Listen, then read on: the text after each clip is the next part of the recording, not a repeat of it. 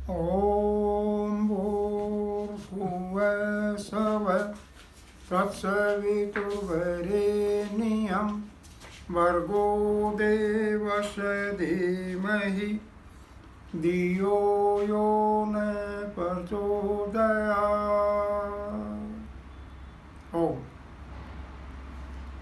प्रकृति और प्रवृत्ति से युग बदलता है। परमात्मा, प्रकृति और आत्मा हमेशा रहती है।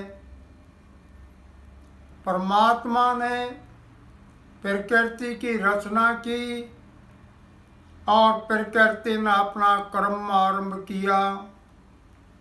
जीव, प्राणी एवं अन्य परमाणु सभी प्रकृति के साथ मिलकर अपना रूप लेते हैं, कर्म करते हैं। प्रकृति में प्रत्येक तत्व परमाणु से बना है। परमाणु के गुण अलग अलग हो जाते हैं। नया रूप ही बदलाव है, यानी अलग अलग परमाणुओं के बढ़ने से जो रूप बनता है वही एक नया रूप बदलाव है। वायु, आकाश, अग्नि, मिट्टी तथा पानी अपने अपने गुण के साथ साथ रहते हैं, अपना धर्म नहीं बदलते। कर्म करते हैं तो परिवर्तन होता है। इस परिवर्तन से प्रकृति का बहुत बड़ा योगदान होता है। प्रकृति के बिना किसी भी वस्तु का जन्म नहीं हो सकता। प्रकृति से जन्म के बाद उसकी प्रवृत्ति पर निर्भर करता है वह क्या दिशा लेता है। प्रकृति के आवेश में बदलाव ही युग का बदलाव है। आज हम अनेकों लोगों को कहते हुए पाते हैं कि युग बदल गया। हम तब क्या कहते थे, अब क्या हो गए, ये सब मानव की प्रकृति पर निर्भर करता है। आप देख रहे हैं सूर्य, चंद्रमा, सितारे, हवा आदि सभी अपने अपने नियमानुसार काम कर रहे हैं। सन 1970 के दशक से पहले हमारे भारत में सामूहिक परिवार होते थे। जिस परिवार में अधिक सदस्य होंगे वह परिवार अच्छा होगा, ऐसे लोगों की मान्यता थी। एक जिम्मेदार व्यक्ति सारे परिवार का लेन देन करता था, काम बांटता था, प्रत्येक परिवार के सदस्य का ध्यान रखता था।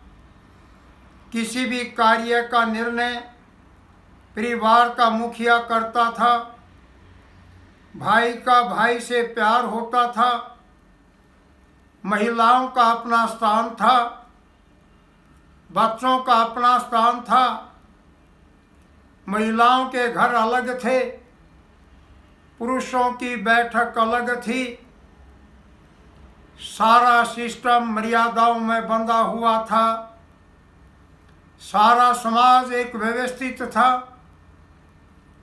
सब परिवार स्वावलंबी होते थे, स्वाभिमान से जीवन जीते थे, एक दूसरे की इज्जत करते थे, स्वयं को व्यवस्था से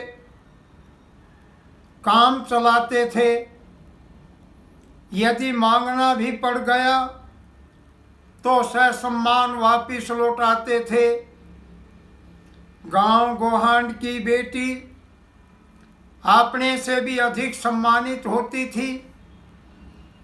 जून 1975 में देश में आपातकालीन स्थिति लागू हो गई और साथ ही देश में सरकार ने विचार किया कि जनसंख्या बढ़ रही है, संसाधन उनके अनुकूल नहीं है, देश में बेरोजगारी, भूखमरी बढ़ गई, मानव की भगवान के प्रति आस्था हटने लगी और भौतिकवादी व्यवस्था में आने लगे। जनसंख्या कम करने की योजना बनाई गई, परिवार नियोजन लागू किए गए, लोभ लालच दिए गए, प्रकृति के विधान के साथ छेड़छाड़ की गई। भगवान सबका रचयिता है, उसको भूल गए। देश के अग्रणी लोगों ने नारा दिया कि 2 या 3 बच्चे सबसे अच्छे। इस नारे ने देश में दहेज प्रथा को जन्म दिया। दहेज प्रथा से विवाहित युवती बलि चढ़ने लगी। समाज में हाहाकार मच गया। पंचायतें आगे आई और रोकने का प्रयास किया। फिर लोगों की प्रवृत्ति तैयार हो गई कि 1 या 2 बच्चे परिवार में होने चाहिए। इस सोच ने समाज में कन्या भ्रूण हत्या जैसे जघन्य अपराध जड़ पकड़ने लगे। आज समाज में कन्या भ्रूण हत्या के कारण 5 करोड़ से अधिक कन्याएं कम हो गई। समाज का संतुलन बिगड़ गया।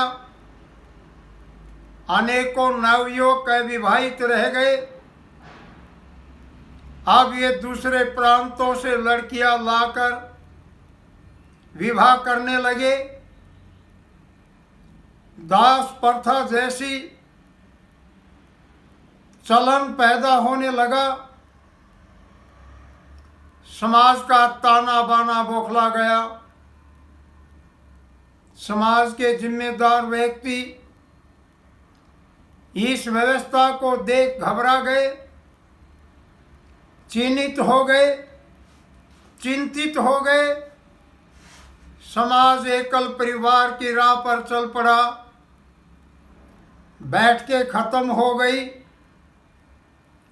महिलाओं और पुरुषों की जो बैठकें थी वो भी खत्म हो गई। पंचायतों का अस्तित्व खत्म हो गया। भाई बहन की आस्था धूमिल होने लगी। पिता और पुत्र आपस में विश्वास खोने लगे।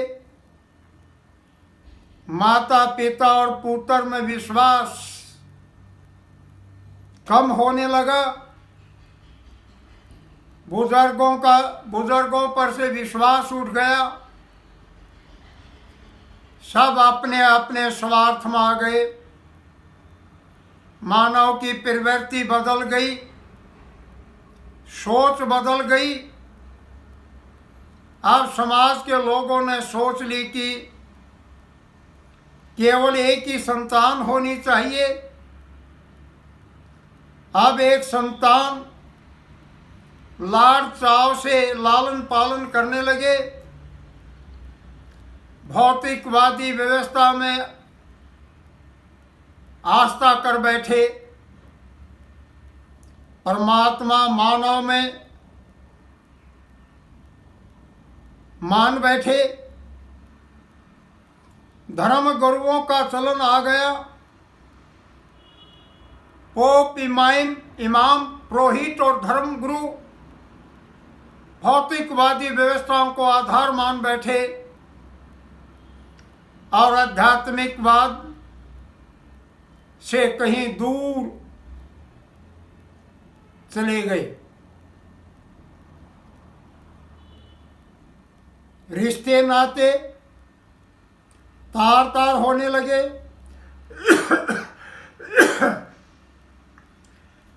अब अकेली संतान ने समाज का रूप बदल दिया। गांव के गांव में रिश्ते होने लगे। अपने गोत्र की लड़कियों में शादी होने लगी। अब गांव की बहन बेटी कहीं दूर की सोच बन गई। धीरे धीरे लोगों ने अपनी प्रवृत्ति बदल ली और सहन करने लग गए। अब पंचायत का अस्तित्व खत्म हो गया। खाप तपे केवल मात्र नाम के लेने के रह गए। गांव गुहान की मर्यादा खत्म हो गई।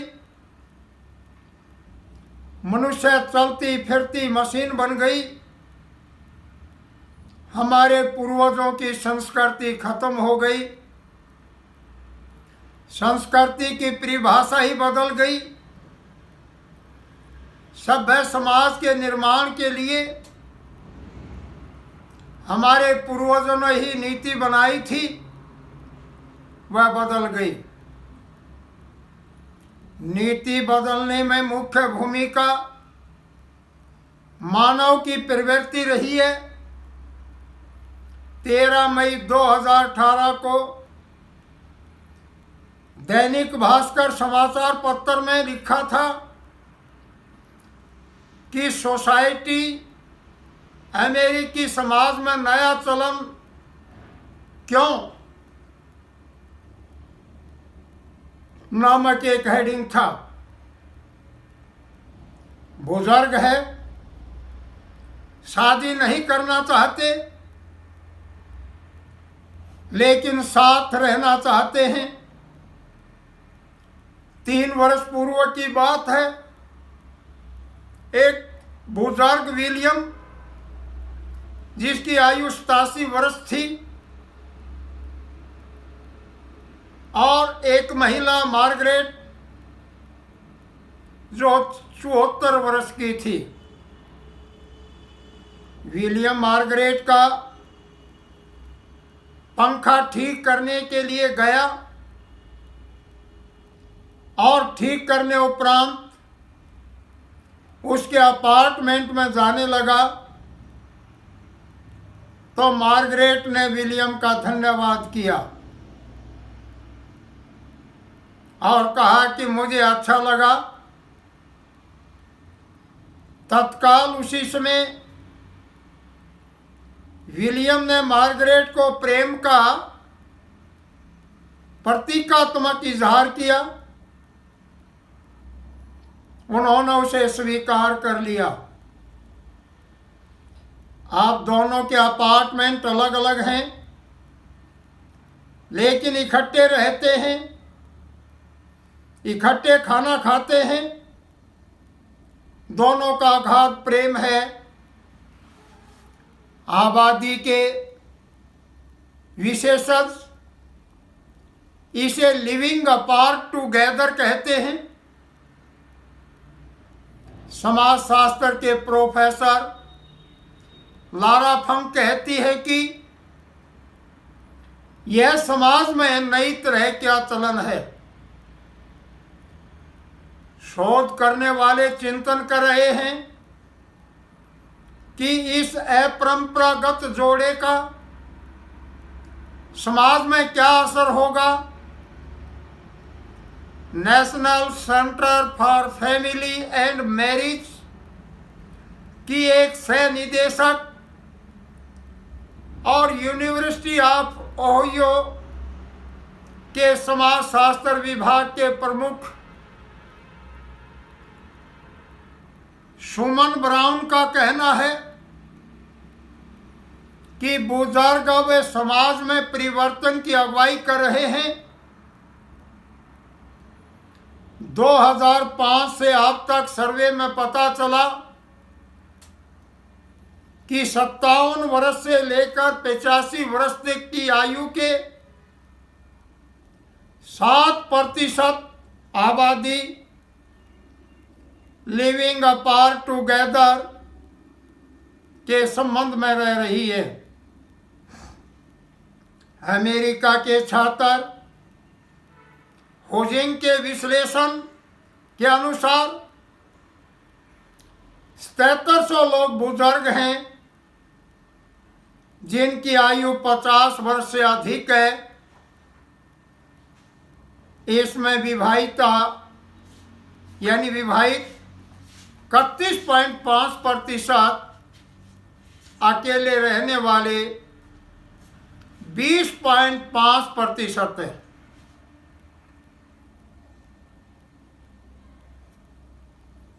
जो अविवाहित है उनके अनेकों पार्टनर हैं जिनकी संख्या 39% है। कहा जा रहा है कि ये समाज इन सब के पीछे इनकी प्रवृत्ति का प्रभाव रहा है। 15 मई 2018 को दैनिक जागरण पेपर के अंदर एक खबर छिपी। उसमें बताया गया कि उसमें उद्सक से लिव इन रिलेशनशिप में 30 आदिवासी जोड़ों ने शादी रचाई। गुजरात में डांग जिले में वासुनी नामक गांव के अंदर पोता, पिता और दादा ने एक साथ शादी रचाई। वासुरना ओ आसपास के 5 गांव के लोगों ने इकट्ठे होकर 51 जोड़ों की शादी की रस्म पूरी की। इनमें 30 जोड़े ऐसे थे जो 30 वर्ष से इकट्ठे रहते थे परंतु शादी नहीं की थी।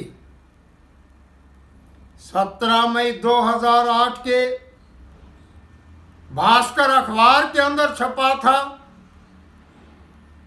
कि मध्य प्रदेश में हर महीने 200 पति अपनी पत्नी से पिटते हैं। 4 महीने में मध्य प्रदेश के अंदर 800 पत्नियों ने शिकायतें दर्ज कराई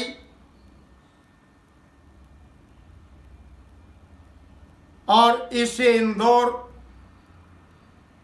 सबसे पहले नंबर पर रहा। मैं यहाँ ये बताना चाहता हूँ कि मैंने आरंभ में कहा था कि परमात्मा, प्रकृति और आत्मा ये हमेशा रहती है, ये कभी नष्ट नहीं होती, अजर है, अमर है।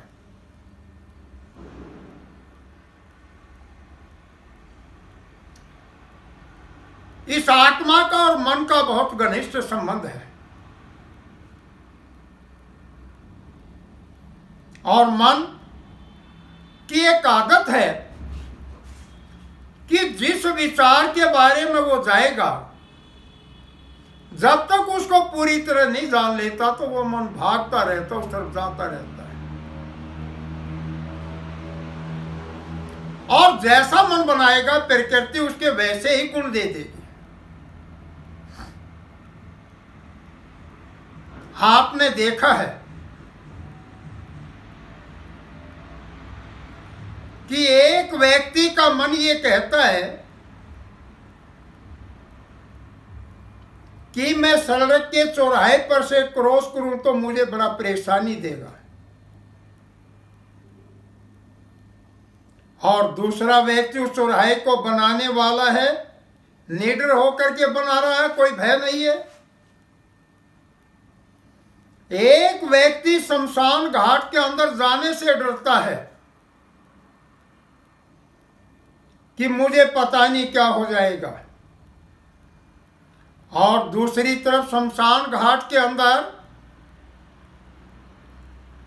एक पुरोहित बिठाया जाता है जो सभी दाह संस्कारों को करवाता है। वो परिवार सहित उस शमशान घाट के अंदर ही रहता है, वहीं खाना बनाता है, वहीं खाता है, वहीं अपने उत्सव मनाता है, वहीं त्योहारों को जो भी मीठा फीका पकवान बनाना होता है उसको बनवाता है। उसको कुछ नहीं होता, क्योंकि उसके मन की प्रकृति ने उसी के अनुसार दे दी। जिसके मन में जिसके प्रति डर होगा, प्रकृति उसका गुण वैसा ही दे देगी। जिसके मन में निडरता का होगा, प्रकृति वैसा ही गुण दे देगी। इसलिए मैं यहां ये कहना चाहता हूं कि प्रकृति और प्रवृत्ति से युग बदलता है और मन से प्रवृत्ति बनती है। जैसा तुम मन करोगे तुम्हारी प्रवृत्ति वैसी होगी, और जैसी प्रवृत्ति बनाओगे प्रकृति वैसी ही गुण तुम्हें देगी। ओम भूर्भुवः स्वः तत्सवितुर्वरेण्यं भर्गो देवस्य धीमहि धियो यो न प्रचोदयात्। ओम शांति।